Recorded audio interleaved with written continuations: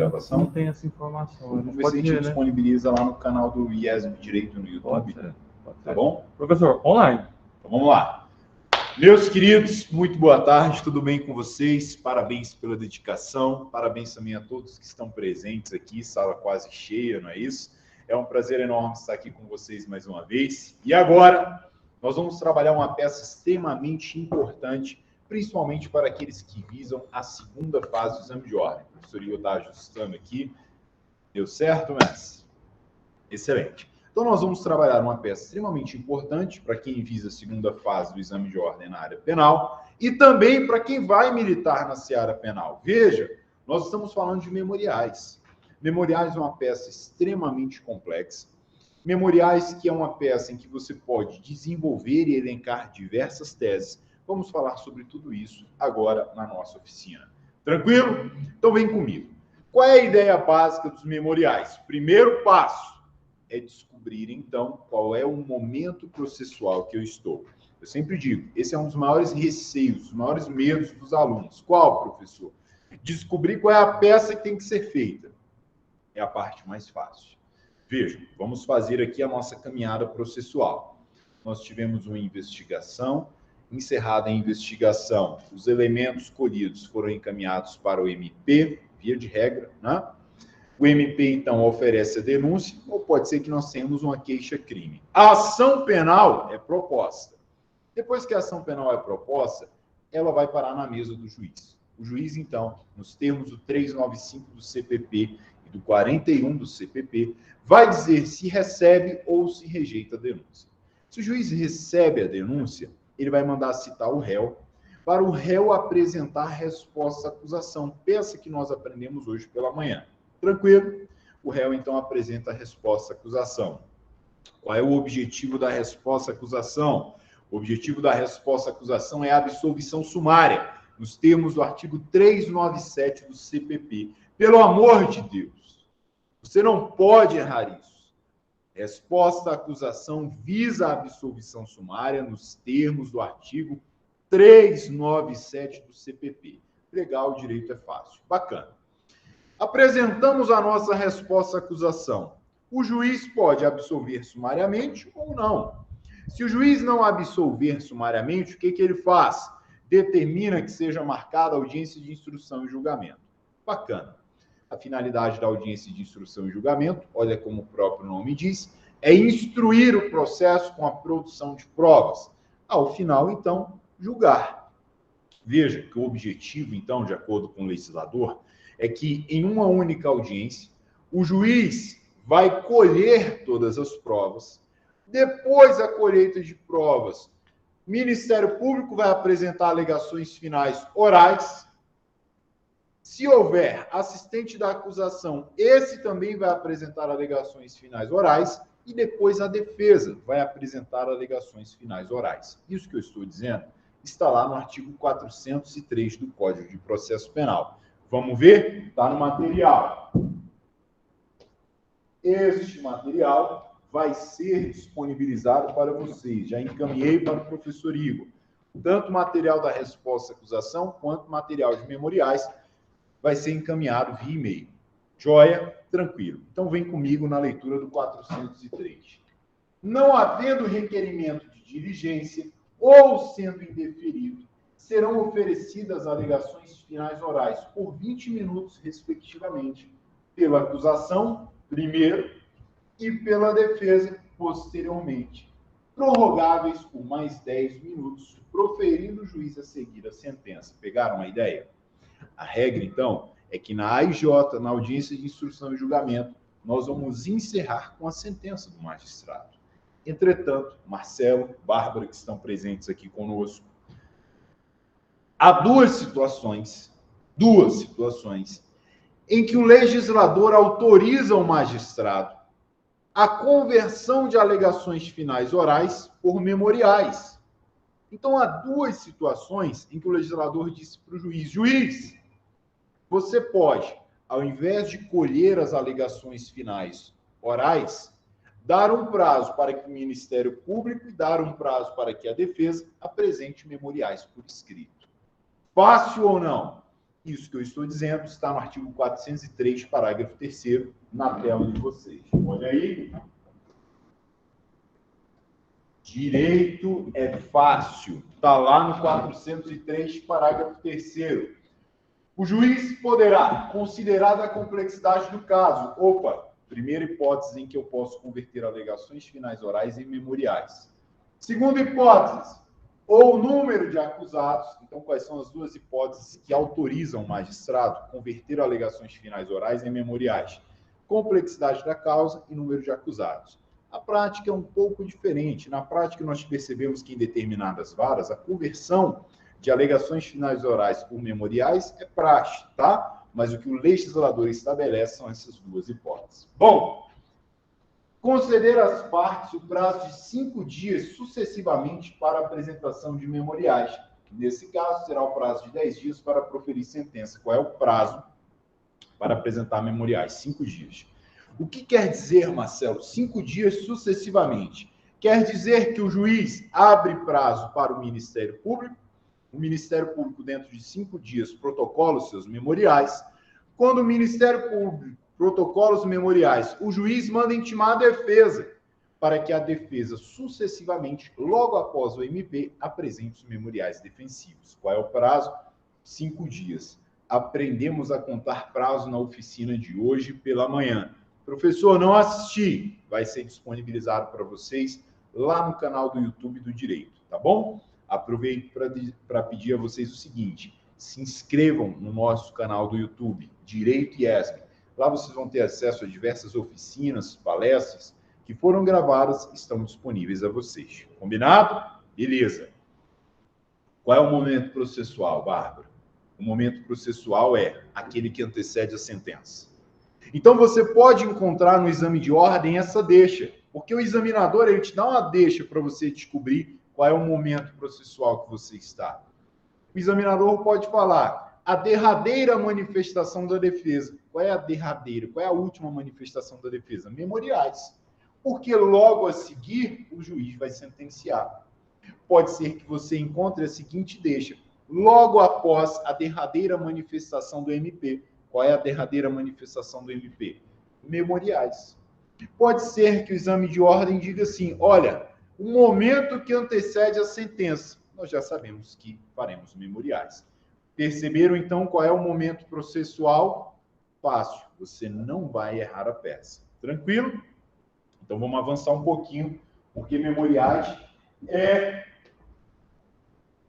uma peça extremamente complexa. Veja, qual é o artigo, então, que vai embasar os nossos memoriais? 403, parágrafo 3º. Fácil? Fácil. Bom, deixa eu ver se é nessa aqui. Essa aqui. Meu Deus do céu. Eu falei tanto isso hoje pela manhã. Você não pode errar isso. Marcelo, Bárbara, vocês não podem errar isso. É um erro muito comum dos alunos. Qual? Veja. Tudo na vida tem um objetivo, uma finalidade, um propósito. No processo penal não é diferente. A resposta à acusação possui uma finalidade, assim como os memoriais também possuem outra finalidade. Qual é a finalidade maior da resposta à acusação? Absolvição sumária, nos termos do artigo 397. Diz o artigo 397 que o juiz, desde já, absolverá sumariamente quando? Inciso 1º, estiver presente excludente de ilicitude. Inciso 2º, estiver presente excludente de culpabilidade, salvo inimputabilidade. Inciso 3º, o fato for atípico. Inciso 4º, estiver presente causa extintiva de punibilidade. Legal? Ok? Jóia. Qual é a finalidade dos memoriais, professor? A principal, pedir absolvição. Cuidado! Qual é o artigo que eu vou utilizar para pleitear a absolvição em sede de memoriais? Artigo 386, pelo amor de Deus, olhe nos meus olhos. Você vai pedir absolvição em sede de memoriais com base no artigo 386. Atenção, você nunca vai pedir absolvição de memoriais nos termos do artigo 397. 397 é a absolvição na resposta à acusação. Legal? Coloca um asterisco nessa informação que eu acabei de dar. em memoriais, eu vou pedir absolvição nos termos do artigo 386. Mas, Marcelo, eu também posso pedir absolvição, e é a absolvição sumária a nomenclatura, nos termos do 415. Vamos organizar as ideias. Veja, eu posso ter memoriais no júri, ok? Posso ter memoriais no júri. Então, imagine que nós estamos falando do procedimento especial do júri. Primeira fase do júri, apresentar memoriais. Veja, eu posso pedir absolvição? Posso. Qual é o artigo? Marque isso. Qual é o artigo que vai ensejar a absolvição quando eu estiver falando no júri? 415 do CPP. Entendeu? Olha só, se eu estiver fazendo memoriais no júri, eu vou pedir a absolvição sumária nos termos do 415. Não é 397. 397 é resposta à acusação no júri. Não é 386. 386 é a absolvição em memoriais no procedimento comum ordinário, sumário. Legal? No júri, é a absolvição sumária nos termos do 415. Perfeito? Professor, o pessoal anotou aí no chat? Está todo mundo entendendo? Se você entendeu, dá um joia aí para o professor Igor Marcelo. Se não entendeu, fala que eu repito. Você não pode deixar de ganhar ponto porque errou o embasamento legal. Tranquilo? Eu vou explorar com vocês agora cada uma das hipóteses do 386 e do 415. Tudo bom, Ingrid? Então vem comigo. Vamos juntos. Olha só. O objetivo dos nossos memoriais é convencer o magistrado quanto à aplicação de uma das hipóteses do 386. Estamos falando de júri? Não. Se for júri, é 415. Vamos lá. O que diz o 386? O juiz absolverá o réu, mencionando a causa na parte dispositiva, desde que reconheça. Então, vamos lá. Veja. Os alunos normalmente chegam no estágio com muita dúvida acerca de cada uma das hipóteses do 386.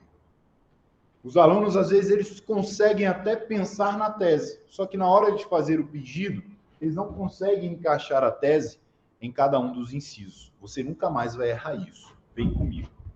A Bárbara está concordando aqui comigo. Vem cá, olha só. Inciso primeiro do 386. Esquece júri por enquanto. Daqui a pouco vamos falar do júri. Estar provada a inexistência do fato. Preste atenção, as palavras têm um significado.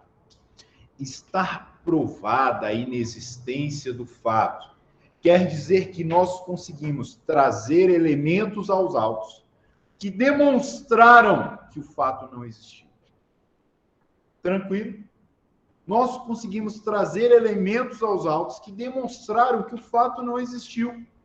O camarada foi até o Ministério Público e denunciou o seu amigo por ter furtado seu relógio. Tempos depois, nós descobrimos que, na verdade, ele perdeu o relógio, estava dentro do carro. Ele pegou uma carona com seu amigo, o relógio caiu, estava dentro do carro, não houve furto. Nós conseguimos provar que não houve furto. Provamos que o fato não existiu. Joia? Olha a diferença para o inciso segundo. Não é a mesma coisa. No inciso segundo diz assim: não haver prova da existência do fato. Ei! Via de regra, no processo penal, quem acusa tem um ônus probatório.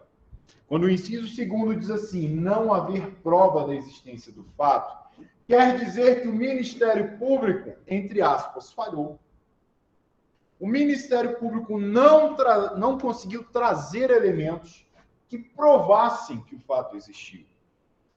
Joia? Perceberam a diferença do inciso primeiro e do inciso segundo? No inciso primeiro, eu trago elementos que provam que o fato não existiu.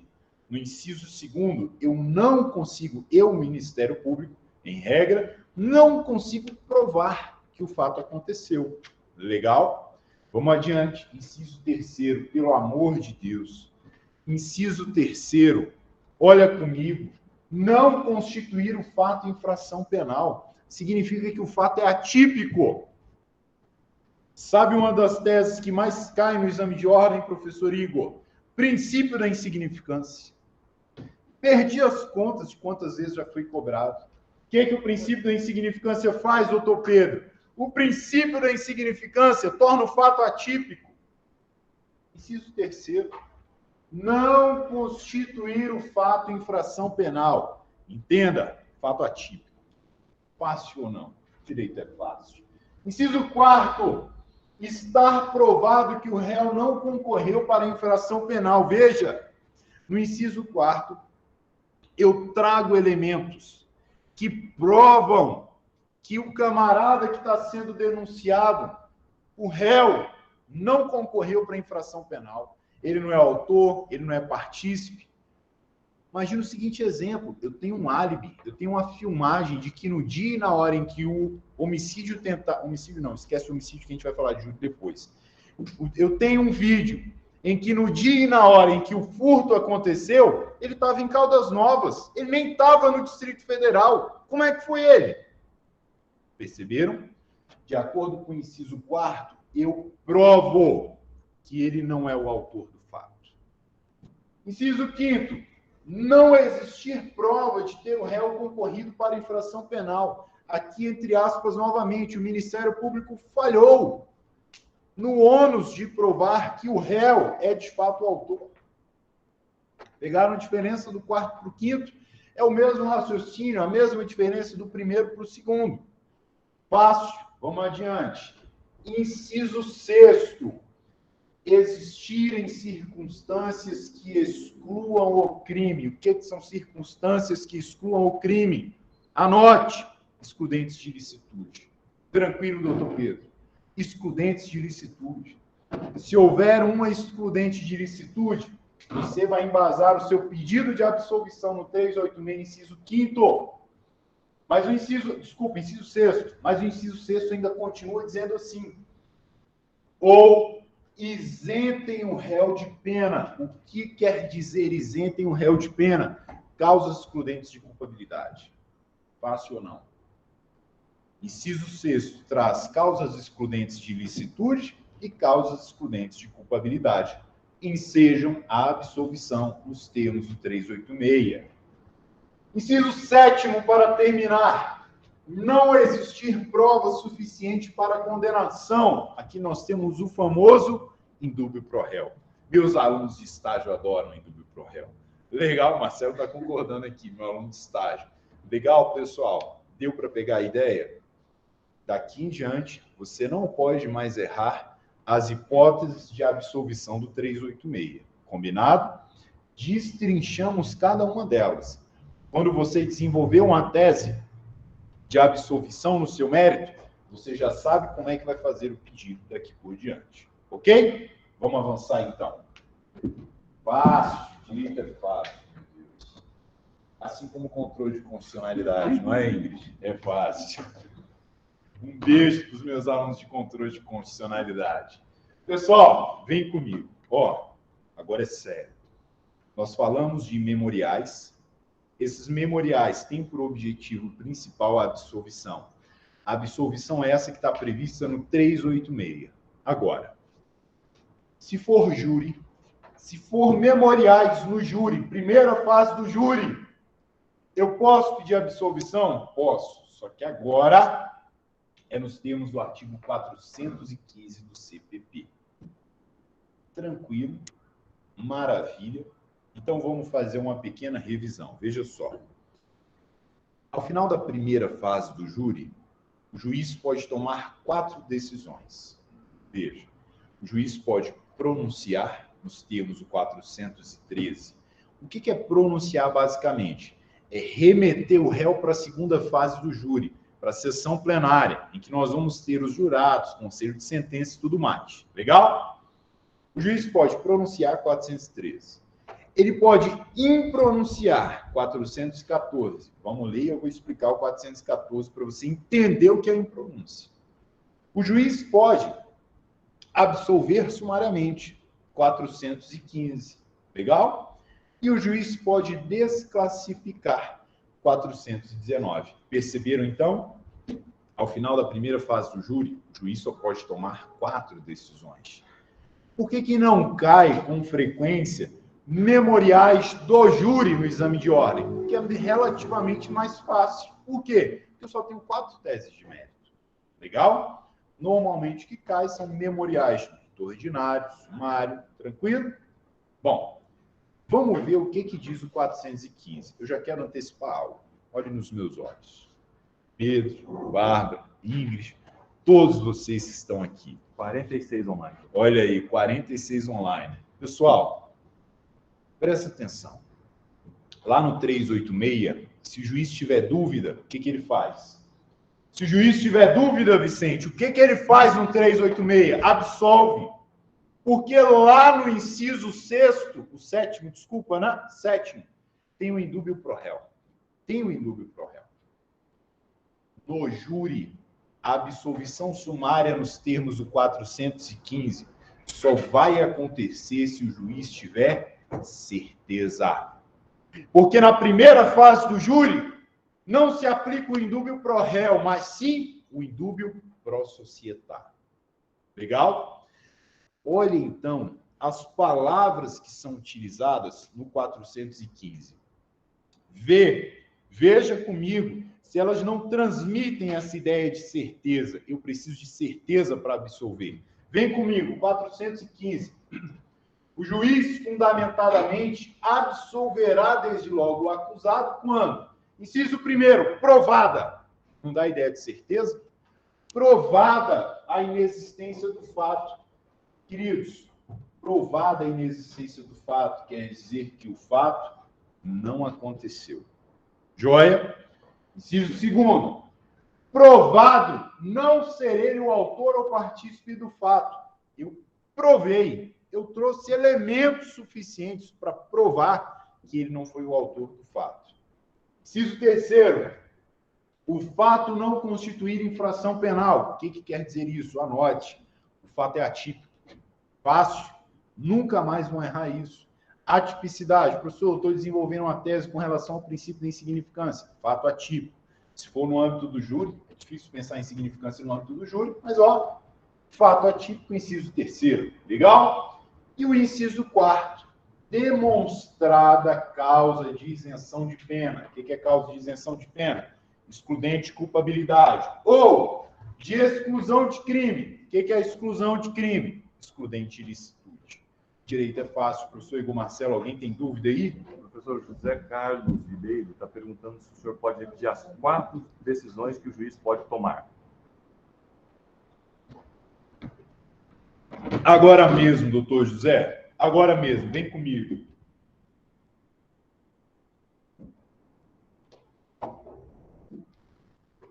Doutor José Carlos, a primeira é essa. Absolvição sumária 415. Legal? Explorei cada uma das hipóteses. Vamos avançar. Eu coloquei aqui no material. A segunda é a impronúncia. Veja, eu posso, nos memoriais do júri, hein, pessoal? Estamos falando especificamente agora de memoriais do júri. Eu posso desenvolver a tese principal, que é de absolvição sumária, nos termos do 415, e subsidiariamente pedir a impronúncia. Como é que vão ficar os meus pedidos, professor? Diante do exposto, requer, letra A, que o réu seja absolvido sumariamente nos termos do 415, inciso 3º, uma vez que o fato é atípico, ponto e vírgula. Subsidiariamente, requer que seja reconhecida, letra B, que seja reconhecida a impronúncia nos termos do 414, haja vista que não foram trazidos, não foram carreados aos autos elementos suficientes que dizem respeito ao indício de autoria e prova da materialidade. Explico. O artigo 414, José Carlos, diz respeito à impronúncia. Quando é que o juiz vai impronunciar? Vamos juntos. Não se convencendo da materialidade do fato ou da existência de indícios suficientes de autoria ou de participação, o juiz fundamentadamente pronunciará o acusado. Veja. Se o juiz tiver dúvida, ele pronuncia. 414, o juiz não teve sequer dúvida. Percebeu a diferença? da pronúncia para impronúncia. Se o juiz no júri tem dúvida, ele pronuncia, in dubio pro società. O que é a impronúncia? O Ministério Público não trouxe elementos suficientes relativos à autoria e materialidade. E quando eu digo suficientes, o MP não trouxe elementos que sequer conseguiram gerar dúvida no juiz. Porque se o juiz tivesse ficado pelo menos com dúvida, ele pronunciaria. Na impronúncia, então, eu não tenho nem dúvida. O juiz não fica nem em dúvida. Ele fala assim, não, MP, é muito pouco. Pelo que você trouxe ao processo, é muito pouco para eu pronunciar. Pessoal, qual é a natureza jurídica da decisão da impronúncia? É uma decisão interlocutória mista, não terminativa de conteúdo processual. E o que acontece na prática?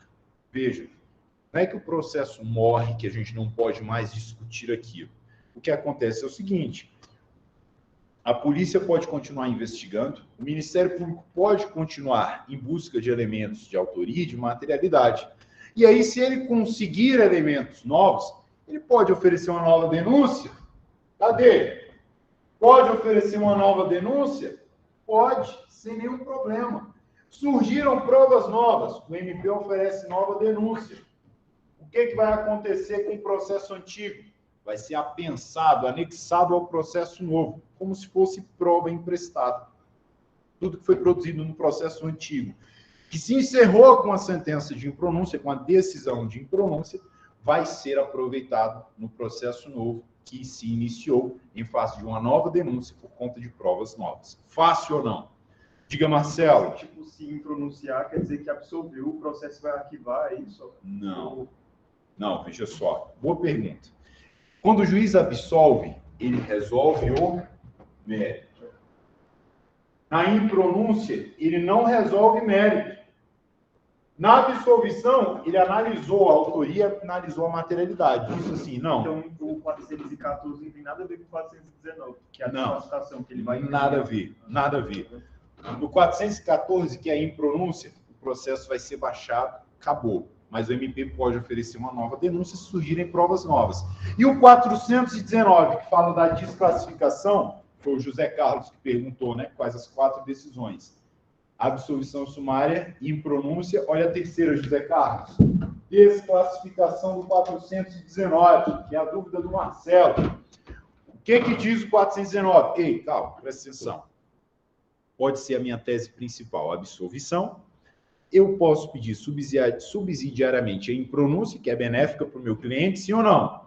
E posso pedir a desclassificação também, se for benéfica para o meu cliente. O que é a desclassificação? 419 na tela. Quando o juiz se convencer, em discordância com a acusação, da existência de crime diverso, dos referidos no parágrafo 1º do artigo 74 deste Código, e não for competente para o julgamento, remeterá os autos ao juiz que o seja. Ei, tudo bom, doutora? O que o 419 diz? Meus alunos de controle de constitucionalidade chegam sempre com um sorriso no rosto. É incrível o que o controle de constitucionalidade faz com a gente. Doutora, o que o 419 estabelece? O professor Igor está rindo aqui. O 419 diz o seguinte, Marcelo. Júri tem competência para julgar crimes dolosos contra a vida. Pode ser que, depois de encerrada a instrução, o juiz se convença, contrariamente ao Ministério Público, que aquilo não é hipótese de crime doloso contra a vida. Veja, se o juiz entende que não é hipótese de crime doloso contra a vida, ele deixa de ser competente, concorda comigo? O que ele vai fazer, então? Vai remeter o processo para o juiz que é competente.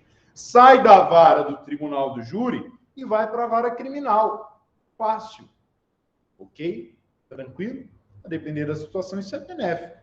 Sair de um homicídio, em que você pode ser condenado na segunda fase do júri, para ir para uma lesão corporal. É ou não é benéfico? É, dá uma olhada nas penas que você vai ver. Tranquilo? Joia? Bom, José Carlos, quais são as 4 decisões que o juiz pode tomar ao final da primeira fase do júri? Pronúncia. Professor, e a pronúncia eu não vou pedir? Não, pelo amor de Deus. A pronúncia você deixa para o juiz, né? Porque a pronúncia não é boa para o nosso cliente. O juiz pode pronunciar 413 do CPP. Impronunciar 414 do CPP.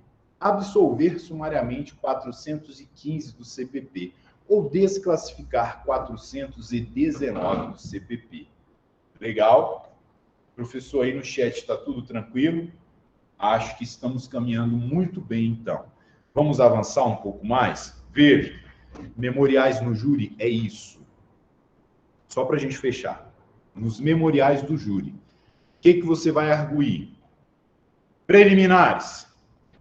Nulidades, 564 do CPP. Preliminares. Contrariedade à súmula que verse sobre matéria processual. Preliminares.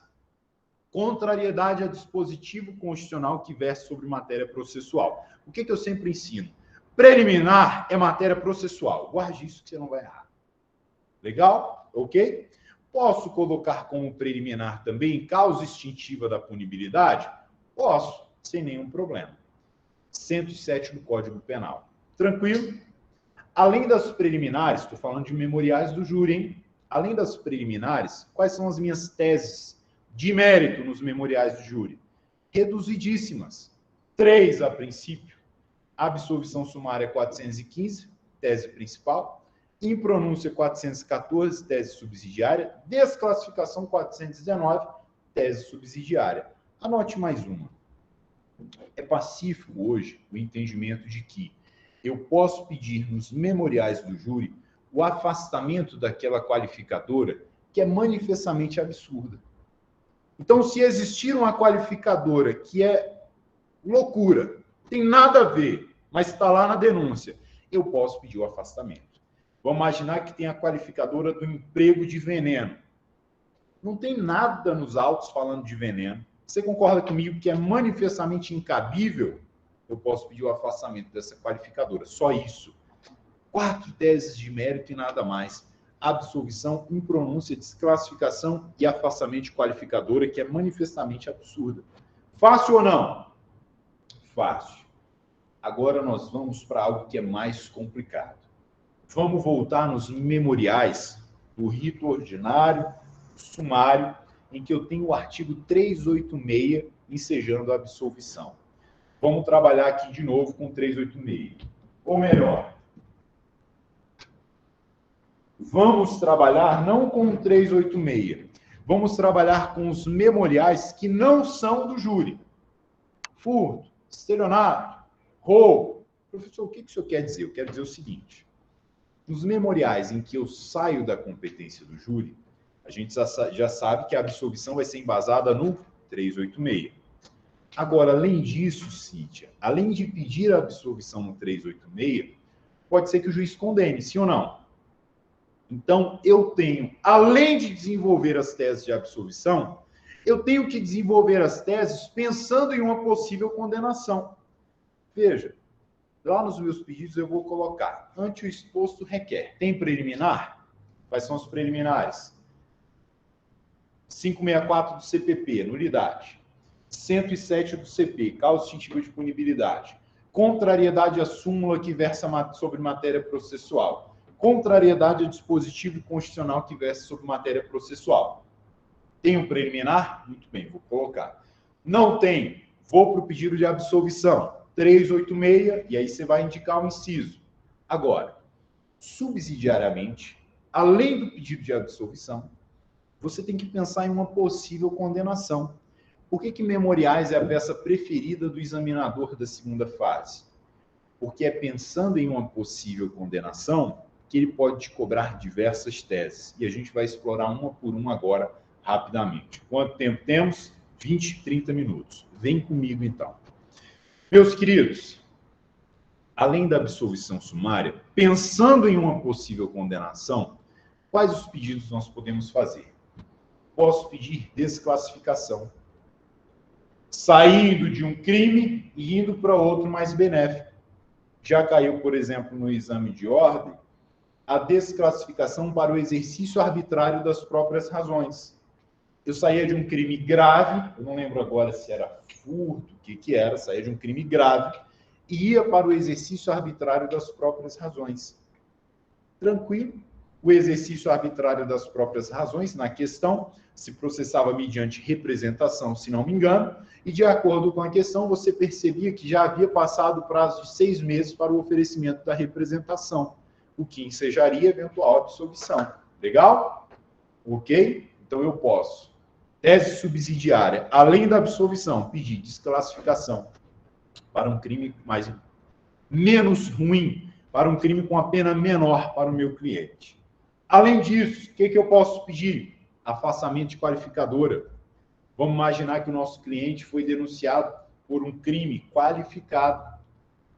Eu posso pedir o afastamento da qualificadora e, por conseguinte, em razão do afastamento da qualificadora, eu vou trabalhar com a pena menor, que é a pena do caput, é a pena do crime na modalidade simples. Ok? Professor, tenho que ir seguindo essa ordem? Sim. Sim. Desclassificação, afastamento de qualificadora. Legal. Vamos agora trabalhar a dosimetria da pena. Seu Joaquim, critério trifásico da dosimetria da pena. Primeira fase, circunstâncias judiciais do artigo 59. Quando eu aprendi, professor Igor, lá, em tão distante, eu estava vendo outro dia uma foto do meu convite de formatura. Meu Deus, parecia que eu tinha 16 anos. Vou postar no meu Instagram depois para vocês verem. Uma criança, meu Deus. Olha só, você que disse que queria paz ontem, a colega está estudando de direito, ela está estudando direito, e ela disse assim, professor, eu estou estudando direito para ter paz. Você acredita nisso? Eu disse para ela, paz é o que você não vai ter. Vamos lá, pessoal, continuando. A gente precisa descontrair também, não é verdade? Nem trabalhando. Nem trabalhando vai ter paz, não é assim? Vejam só, meus amigos, vejam. Além da absolvição, posso pedir desclassificação, posso pedir afastamento de qualificadora, e agora vamos trabalhar com a dosimetria da pena. Primeira fase, eu dizia que quando eu aprendi, professor, o meu professor me ensinou que na primeira fase da dosimetria da pena, se observam as circunstâncias judiciais do artigo 59. O quam copé mocicocó. Quam copé mocicocó. Culpabilidades, antecedentes, e assim por diante. Legal? Nunca mais esqueci isso. O ancopé mocicocó. Vejam só, pode ser que no exame de ordem, o examinador diga que o Ministério Público está pleiteando que sejam observados maus antecedentes. O que você vai fazer? Vai combater esse pedido do Ministério Público, pedindo que na primeira fase da dosimetria da pena não sejam reconhecidos maus antecedentes. Por exemplo, levando em consideração a súmula 444 do STJ. O que diz a súmula 444 do STJ? 444 do STJ.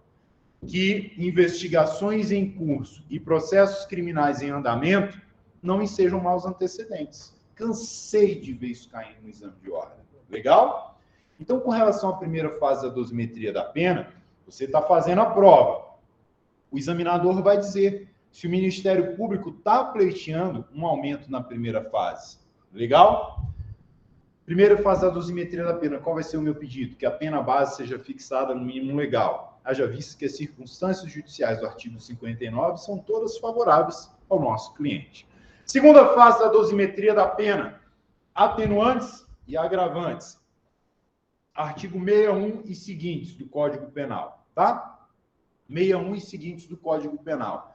Qual é a agravante que mais cai? Não vá para o exame de ordem sem estudar isso. Reincidência. Tem que saber tudo de reincidência. Vai cair na sua prova. Vai cair. Estude reincidência. A reincidência ela é observada na segunda fase. E aí, normalmente, o examinador coloca uma situação que o Ministério Público está pedindo que na segunda fase seja reconhecida a reincidência. E aí você precisa entender o que é reincidência e quais são as hipóteses que causam reincidência para combater esse pedido do MP. Dizendo, olha, que na segunda fase seja afastada a agravante da reincidência, uma vez que nós estamos diante de uma hipótese de maus antecedentes, por exemplo, ou uma vez que já existe, uma vez que transcorreu o período depurador de 5 anos. Legal? Tem que conhecer reincidência. Ou foi contravenção, né? Exatamente. As hipóteses básicas de reincidência. Legal? Uma outra situação que cai muito com relação à segunda fase da dosimetria da pena, confissão. A confissão, ela atenua a pena. Então, se o exame diz, se a prova diz que o seu cliente confessou, você vai pedir a redução na segunda fase da dosimetria da pena, ou seja, você vai pedir que seja reconhecida a confissão espontânea. Artigo 61 e seguintes, vai estar lá, atenuantes e agravantes. Legal?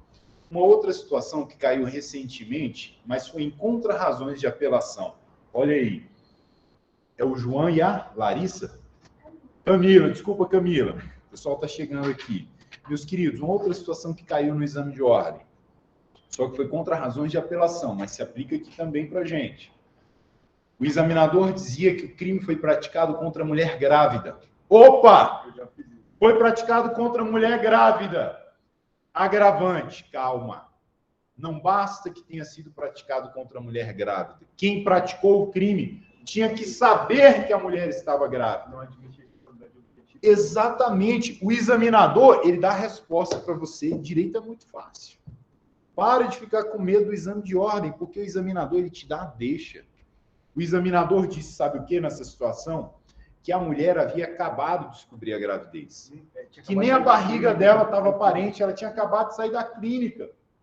Se a própria moça não sabia da sua gravidez, até porque não havia sinal aparente, as pessoas que praticaram um crime contra ela tinham como saber? Não. Então não incide a agravante. Eu não posso aplicar esse agravante de forma objetiva. Atenuante que sempre cai é aquela em que o rapaz é menor, o réu é menor de 21 anos quando praticou o crime. Ou quando é idoso, aí me ajuda, Marcelo, acho que é menor de 70 anos na data da condenação. Maior de 70. Maior de 70 na data da condenação. Cuidado! Menor de 21 anos na data dos fatos e maior de 70 na data da condenação. É também atenuante. Então, o que você vai pedir, seu Joaquim, na segunda fase da dosimetria da pena? Que sejam afastadas as agravantes. Aí você vai dizer quais são as agravantes. Além disso, o que você vai pedir? Que sejam reconhecidas as atenuantes. E aí você vai dizer quais são as atenuantes. Tá bom? Fácil, né? Vamos para a terceira fase da dosimetria da pena, seu Joaquim. Está preparado? Na terceira fase da dosimetria da pena, o que o juiz observa? Se há causas de aumento ou causas de diminuição. Legal? Causa de diminuição mais comum, tentativa. Então, o que você vai pedir se existir uma causa de diminuição? Que seja aplicada na terceira fase da dosimetria da pena a causa de diminuição tal em seu patamar máximo. Por que em seu patamar máximo? Marcelo, viu o artigo 14 que fala do crime, fala da tentativa. É a causa de diminuição que sempre cai. Diz que o juiz pode reduzir a pena de quanto a quanto? Diminuída de 1 a 2 terços. De 1 a 2 terços. Por que eu peço no patamar máximo? O patamar máximo é mais benéfico. É melhor que o juiz reduza em 2 terços? Sim ou não? É melhor. Então, eu peço que a pena seja reduzida em seu patamar máximo. Ainda com relação à última fase da dosimetria da pena, o que eu vou pedir? Que não sejam aplicadas as causas de aumento que o Ministério Público está pedindo. E aí eu vou precisar argumentar por que eu não quero que insira essas causas de aumento. Tranquilo? Ok? Legal. Professor, acabou ou tem mais pedido? Tem mais. O que eu vou pedir agora? E veja, para cada pedido tem uma tese. Eu não posso, Marcelo, isso acontece demais no estágio. O aluno desenvolve 2 teses que faz 15 pedidos. Como? Para cada tese tem que corresponder um pedido. Se você fizer 10 pedidos, tem que ter 10 teses. Então, se você está fazendo pedidos com relação à dosimetria da pena, você tem que desenvolver as teses, explicar o porquê que você vai pedir aquilo no seu direito. Legal? Bom, depois de trabalhar a dosimetria da pena, aí eu vou trabalhar o regime inicial de cumprimento de pena.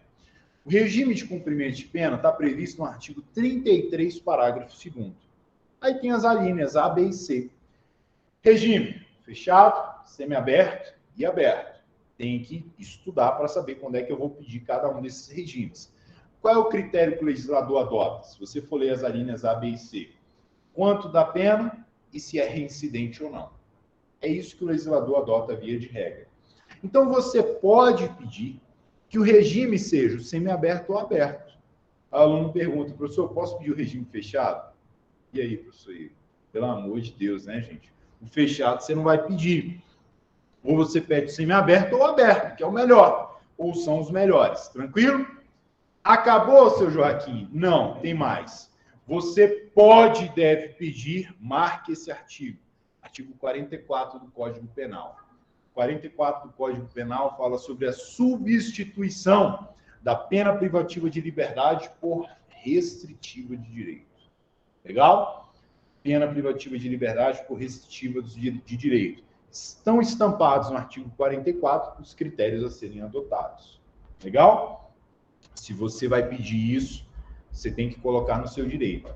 Por que que aquela pessoa faz jus à substituição da pena privativa de liberdade por restritiva de direito?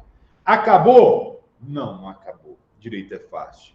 O que mais que eu posso pedir, professor? Vai vendo comigo. Estamos aqui, ó. Substituição da pena privativa de liberdade por restritiva de direito. Posso pedir a suspensão condicional da pena. Está lá no artigo 77 do Código Penal, seu Joaquim. Marca o artigo 77. Na segunda fase do exame de ordem, todo mundo sabe que pode levar o vade-mecum, não é? Posso marcar, professor? Pode, sem nenhum problema. Minha recomendação, leve 2 vade-mecums. Leva um 3 em 1, pequeno, que tem, pelo amor de Deus, 3 em 1 de penal. Às vezes o óbvio tem que ser dito, né, Ingrid? O aluno vai fazer penal, leva 3 em 1 de civil. Não! Levo de penal. Código Penal, Processo Penal, Constituição, Lei de Execução Penal. Pega esse 3 em 1 pequenininho e marca. Pinta. Pode pintar, não tem problema. E leva um grandão sem marcar. Na pior das hipóteses, se acontecer uma tragédia e o examinador entender que você não pode usar o pequeno, você ainda vai ter o grandão. Mas se você seguir direitinho, depois a gente pode marcar, professor Igor Marcelo. Uma live só sobre marcação de vade-mecum. Se você marcar direitinho, não vai ter problema. Você vai poder utilizar seu vade-mecum, tá? Então, veja. Você pode trabalhar a suspensão condicional da pena nos termos do artigo 77. Vai vendo. Ainda existem 2 pedidos. E eu vou colocar um asterisco nesses 2 pedidos e, por conseguinte, nas 2 teses. A depender do crime, pode ser que o Ministério Público pleiteie a reparação do dano. Quem já faz estágio real comigo, já viu em alguns processos que o MP pede, ou a vítima pede a reparação do dano. Exemplo, o camarada teve o seu iPhone furtado, subtraído. Ele pode pedir ao juiz a reparação do dano.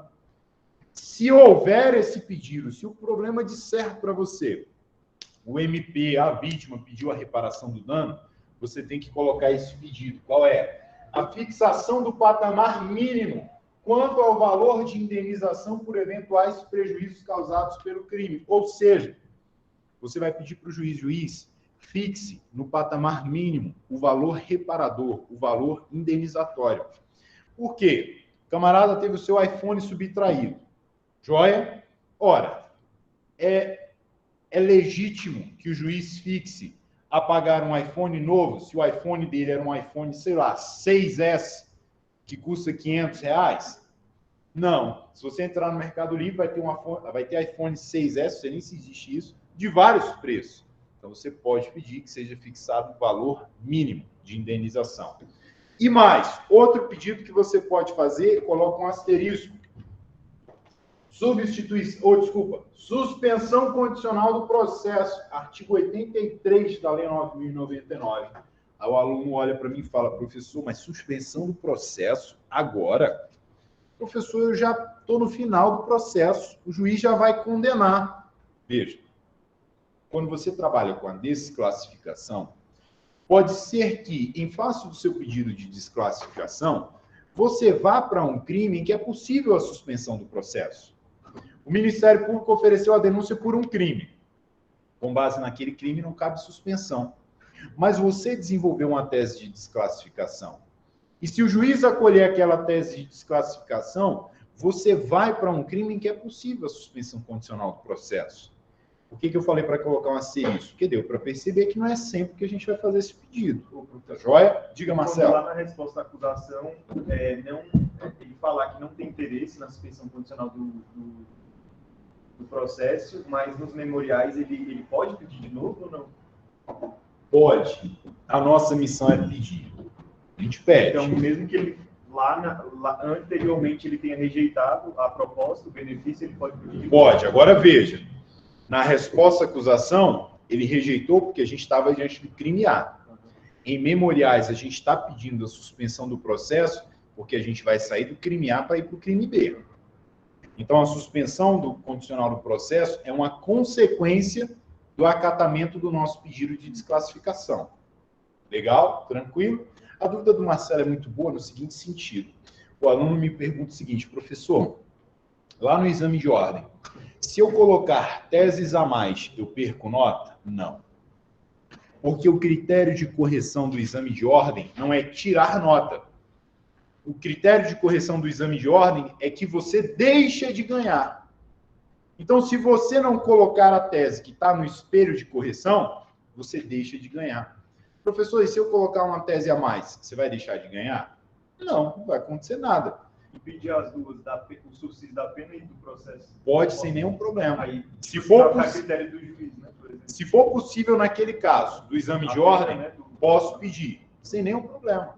Legal? Posso pedir a suspensão do processo, se o entendimento for que não é possível, que se aplique a suspensão da pena, lá nos termos do artigo 77. Legal? Tranquilo? Professor, terminamos os nossos pedidos e, por conseguinte, terminamos as nossas teses. Queridos, vejam só, mais uma vez, é por isso que memoriais é a peça mais cobrada no exame de ordem. Por quê? Olha a quantidade de tese que eu posso cobrar. Então, preparem-se para memoriais, peguem os exames passados e comecem a fazer. Em segundo lugar, qual é a peça mais cobrada? Apelação. Acho que é o professor Jair que vai ensinar a apelação. Veja, o que eu vou fazer na apelação via de regra? Eu vou pegar as teses dos meus memoriais que não foram acolhidas e vou submeter ao tribunal. Mais uma vez, é por isso que memoriais é uma peça tão importante. Na minha apelação, eu não vou inovar. Eu vou utilizar as teses que eu coloquei em memoriais que não foram acolhidas. Legal? Tranquilo? Deixa eu ver se tem mais alguma informação importante, mas eu acho que é isso. Vamos lá? Aqui são os possíveis endereçamentos. Vocês já sabem tudo sobre endereçamento. Aí vem a estrutura da nossa peça. Processo número. Fulano de tal, já devidamente qualificado, os autos processos empíricos por intermédio de seus advogados, devidamente constituído, procuração em anexo. Bem respeitosamente a presença de Vossa Excelência, com fundamento no artigo 403, parágrafo 3º, apresentar memoriais. Posso colocar alegações finais escritas? Pode. Eu recomendo, para não correr o risco, colocar memoriais, tá bom? Ou alegações finais por memoriais, não tem problema. Só memoriais já serve. Pode lá? Oi? Esse é o 11. Aí vem dos fatos do direito. A gente já sabe que pode colocar preliminares ou mérito. E aí vem os nossos pedidos que nós exploramos. Tá legal? Tranquilo? Bom, temos em que pede e aguarda deferimento. Meus queridos, estamos aqui já em 55 minutos de live. Eu me dou por satisfeito. Acredito que nesse curto período de tempo, nós conseguimos explorar aquilo que é mais importante com relação a memoriais. O que você deve fazer agora? De novo, pega os exames anteriores e vai trabalhar. Vai ver como é que o examinador pensa, como é que quem vai corrigir a tua peça pensa. Então, você pega lá os memoriais, baixa, entra no site da FGV, tem lá todos os exames anteriores. Pega os memoriais, faz. Fez, pega o espelho de correção. Vai ver como é que o examinador pontua. Porque não basta saber o conteúdo, tem que saber fazer a prova. Maravilha? Professor, tem dúvidas aí? Senão eu vou encerrar. Sem dúvida. Meus queridos, muito obrigado mais uma vez pela paciência, pela participação de todos, seja por via remota, seja presencialmente. Desejo a vocês todo o sucesso do mundo e se de alguma forma eu puder contribuir com você, eu me coloco à disposição. Então, um beijo enorme, bons estudos, uma ótima semana para todos vocês. Sucesso! E não esqueça, seu Joaquim, direito é fácil. É ou não é? Forte abraço, aplausos para vocês. Até mais, pessoal. É isso, né? Encerramos.